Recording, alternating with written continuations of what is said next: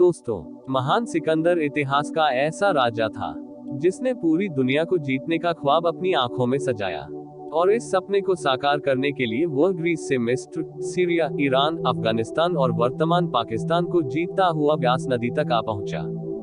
करीब आधी दुनिया पर अपना कब्जा जमाने के बाद सिकंदर भारत आया, लेकिन यहाँ आने से पहले वह एक फकीर से मिलने पहुंचा। सिकंदर ने उस फकीर के बारे में बहुत सी बातें सुनी हुई थी, इसलिए वो उससे मिलने पहुंचा। कहा जाता है कि सिकंदर को अपनी जीत का गुमान हो गया था, लेकिन एक फकीर ने उसके इस घमंड को पल भर में चकनाचूर कर दिया। आइए हम आपको बताते हैं महान सिकंदर और उस फकीर की दिलचस्प कहानी। डायोजनीस नाम के फकीर से मिला सिकंदर। दरअसल डायोजनीस नाम का शख्स हमेशा परमानंद की अवस्था में रहने वाला एक अद्वितीय फकीर था, जिसकी वजह से सिकंदर उससे मिलना चाहता था।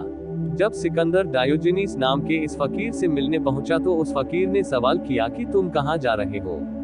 सिकंदर ने कहा कि मुझे पूरा एशिया महाद्वीप जीतना है, इसलिए एक बड़ी जंग लड़ने जा रहा हूं। डायोजनीस ने पूछा कि उसके बाद क्या करोगे।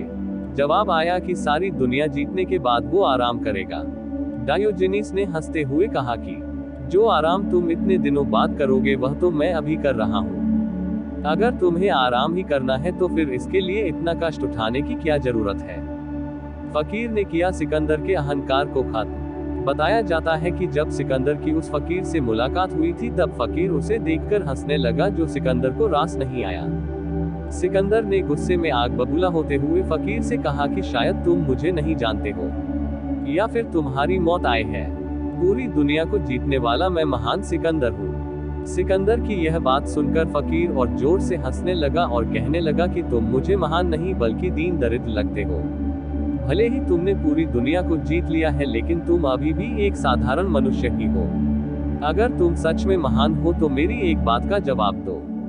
सिकंदर उसकी बात सुनकर थोड़ा शांत हुआ और फकीर से सवाल पूछने के लिए कहा, जिसके बाद फकीर ने उससे सवाल पूछते हुए कहा कि अगर तुम किसी ऐसे रेगिस्तान में फंस जाओ जहां पीने के लिए एक बूंद पानी भी ना हो, और बहुत ढूंढने के बाद अगर तुम्हें कहीं एक गिलास पानी मिल जाए तो उसके बदले में तुम क्या दोगे।